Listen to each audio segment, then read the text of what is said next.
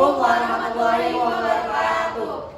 Perkenalkan, nama saya Raffi Rizky Saputra dari kelompok 5 1244. Nama saya Rifa Aprilia. Nama saya Dini Marila. Nama saya Dewi Yolanda Ilfauji. Nama saya Muhammad Ryan Poteroman. Di sini kami akan melaksanakan ujian praktik ekonomi, yaitu membahas materi dan pembahasan soal terkait Yang pertama laba rugi, yang kedua perubahan modal, dan yang terakhir neraca.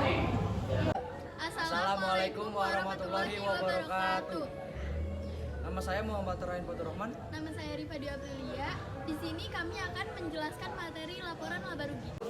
Nama saya Muhammad Ryan Poteroman. Di sini saya akan menjelaskan materi tentang laporan laba rugi dan penghasilan kompresif lain. Laporan laba rugi dan penghasilan kompresif lain merupakan laporan yang memberikan informasi mengenai kinerja perusahaan pada suatu periode akuntansi. Usul laporan laba rugi terdiri atas pendapatan dan beban. Yang pertama, pendapatan atau reven. Pendapatan merupakan peningkatan manfaat ekonomi perusahaan selama satu periode akuntansi yang berkaitan dengan kegiatan perusahaan yang ditujukan oleh menghasilkan laba. Yang kedua, beban atau expense. Beban adalah pengorbanan ekonomis yang dikeluarkan perusahaan dalam rangka memperoleh pendapatan atau penghasilan ekonomis. Beban terdiri atas beban operasional dan non operasional. Beban operasional diantaranya yang pertama, harga pokok barang yang dijual. Yang kedua, beban gaji atau upah. Yang ketiga, beban pemasaran barang dan jasa. Dan keempat, beban administrasi umum. Laporan laba rugi dan penghasilan kompresif lain terdiri dua bentuk. Yang pertama single step, yang kedua multiple step. Yang akan diberikan contohnya, yang saya akan berikan contoh adalah single step yang akan dijelaskan oleh Rifa Dwi Aprilia. Saya Rifa Aprilia akan melanjutkan contoh dari laporan laba rugi. Dari CV Kopsis Transport, laporan laba rugi dan penghasilan komprehensif lain untuk periode yang berakhir 31 Desember 2015. Pendapatan jasa sebesar 50 juta dari neraca, pendapatan bunga sebesar 2.500.000 dari jurnal penyesuaian, pendapatan sewa sebesar 7.500.000 dari jurnal penyelesaian. Terus dijumlah hasilnya 60.500.000. Beban-beban, ada beban gaji pegawai yang sebesar 15.500.000. Kenapa 15.500.000? Karena dari neraca dan jurnal penyesuaian. Beban gaji pegawainya ada dua. Beban perlengkapan kantor sebesar 10 juta dari jurnal penyesuaian. Beban asuransi sebesar 1 juta. Beban penyusutan kendaraan sebesar 24 juta. Ini beban asuransi dan beban penyusutan juga dari jurnal penyesuaian. Terus dijumlah bebannya jadi 50.500.000 dan 60 juta dikurang 50.500.000. Hasilnya laba bersihnya jadi 9.500.000. Sekian dari saya. Wassalamualaikum warahmatullahi wabarakatuh. Assalamualaikum warahmatullahi wabarakatuh. Nama saya Raffi Rizky Saputra dan teman saya.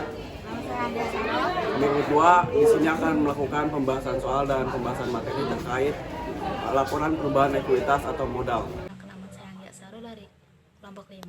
Di sini saya akan menjelaskan tentang laporan perubahan modal atau ekuitas. Laporan perubahan modal atau ekuitas adalah ikhtisar yang menguraikan perubahan modal pemilik yang terjadi sebagai akibat dari operasi perusahaan dalam suatu periode. Penyusutan laporan dilakukan setelah laporan laba rugi dan penghasilan lain dibuat karena data laba atau rugi dimasukkan ke dalam laporan perubahan modal. Laporan perubahan modal yaitu sebagai berikut: 1. Laba atau rugi bersih periode bersangkutan.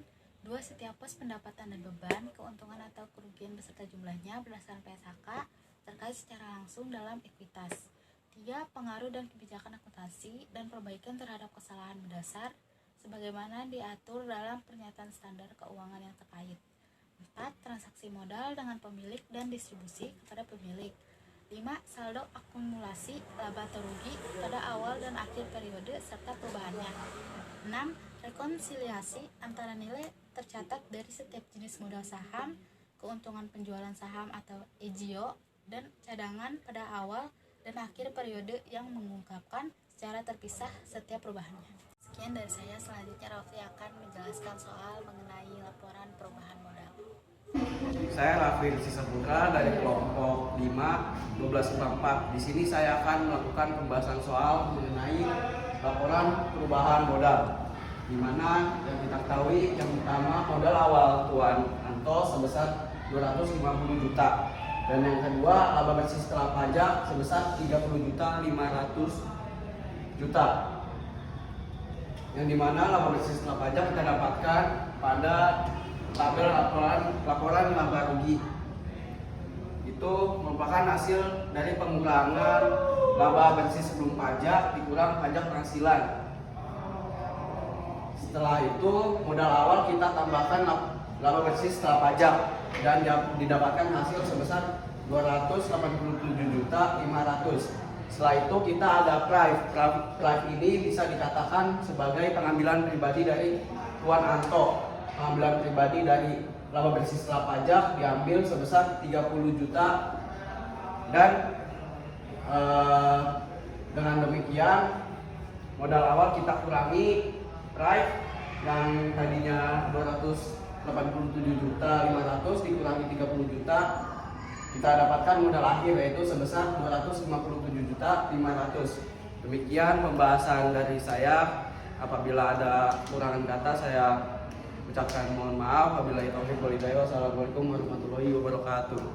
Assalamualaikum warahmatullahi wabarakatuh. Perkenalkan, nama saya Didi Fadila dari 1254. Di sini saya akan menjelaskan materi neraca.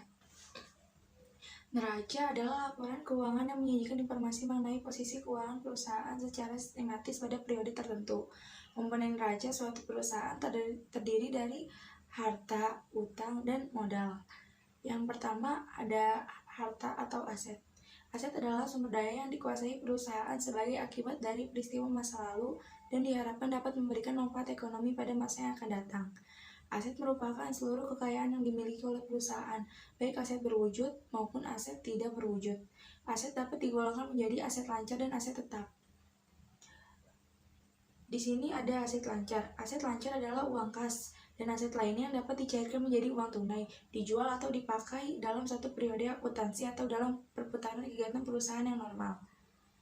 Suatu aset diklasifikasikan sebagai aset lancar jika memiliki karakteristik sebagai berikut.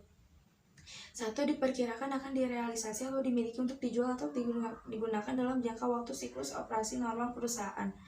Yang kedua, dimiliki untuk diperdagangkan atau tujuan jangka pendek dan diharapkan akan direalisasi dalam jangka waktu 12 bulan dari tanggal neraca. Yang ketiga, berupa kas atau setara kas yang penggunaannya tidak dibatasi. Adapun komponen aset lancar, yang pertama ada kas, yaitu uang perusahaan yang tersedia di tangan dan uang yang disimpan di bank. Yang kedua ada investasi jangka pendek, yaitu investasi yang sifatnya sementara dengan maksud untuk memanfaatkan uang kas yang untuk sementara belum dibutuhkan dalam operasi perusahaan. Yang ketiga ada wesel tagih. Wesel tagih yaitu tagihan perusahaan kepada pihak lain yang dinyatakan dalam perjanjian tertulis yang diatur dalam undang-undang. Yang keempat, piutang usaha, yaitu tagihan kepada pihak lain yang timbul akibat transaksi penjualan barang atau jasa kredit. Yang kelima, persediaan, yaitu barang-barang yang sampai tanggal neraca masih tersimpan di gudang atau belum laku dijual. Yang keenam, peralatan, yaitu sejumlah aset yang dimiliki perusahaan untuk kegiatan usaha dan jangka waktu pemakaiannya tidak lebih dari 1 tahun atau 1 periode akuntansi normal. Yang ketujuh, beban dibayar di muka, yaitu beban yang telah terjadi dan akan digunakan untuk aktivitas perusahaan pada masa yang akan datang. Yang kedelapan, pendapatan yang masih harus diterima, yaitu pendapatan yang sudah menjadi pihak perusahaan karena perusahaan telah memberikan jasa atau pengorbanan tetapi belum diterima pembayarannya. Yang kedua ada aset tetap. Aset tetap atau aset tidak lancar adalah suatu aset yang dapat digunakan atau dikuasai perusahaan dalam jangka panjang atau memiliki umur ekonomis lebih dari 1 tahun. Komponen aset tetap yaitu sebagai berikut. 1. Investasi jangka panjang adalah penanaman modal atau uang pada pihak lain untuk jangka panjang. Yang kedua, aset tetap berwujud adalah kekayaan yang dimiliki perusahaan yang fisiknya tampak dan digunakan dalam operasi perusahaan untuk jangka panjang. Aset ini meliputi komponen-komponen sebagai berikut. Yang pertama, peralatan, yaitu aset yang digunakan untuk operasional perusahaan. Masa manfaatnya relatif lama dan terdiri atas bermacam jenis barang. seperti kursi, meja, lemari, dan etalase. Yang kedua ada bangunan, yaitu bangunan yang digunakan untuk usaha, bukan bangunan yang masih dalam proses. Yang ketiga, akumulasi penyusutan aset akibat adanya pemakaian setiap akhir tahun aset tetap adalah pengelompokan nilai penyusutan aset tetap yang disusutkan sampai habis masa manfaatnya. Yang keempat, tanah. Itu tanah yang di atasnya didirikan bangunan atau digunakan untuk operasi perusahaan. Yang selanjutnya ada aset tetap tidak berwujud. Aset tetap tidak berwujud adalah kekayaan perusahaan yang secara fisik tidak tampak, tetapi merupakan suatu hak yang memiliki nilai dan dimiliki oleh perusahaan untuk digunakan dalam kegiatan perusahaan. Jenis aset yang digolongkan sebagai aset tetap tidak berwujud yaitu sebagai berikut. 1. Goodwill, yaitu nama baik perusahaan yang timbul karena keunggulan perusahaan dibandingkan dengan perusahaan lain yang sejenis. Yang kedua, paten, merupakan suatu hak khusus untuk menggunakan, memproduksi, menjual, dan mengendalikan suatu produk atau barang tertentu. Yang ketiga, hak cipta, merupakan hak khusus untuk pencipta suatu karya. Yang keempat, biaya pendirian, merupakan semua biaya yang telah dikeluarkan untuk mendirikan perusahaan. Yang kelima, hak pemegang sewa jangka panjang, adalah biaya sewa untuk pemakaian aset yang memiliki manfaat ekonomis lebih dari 1 tahun.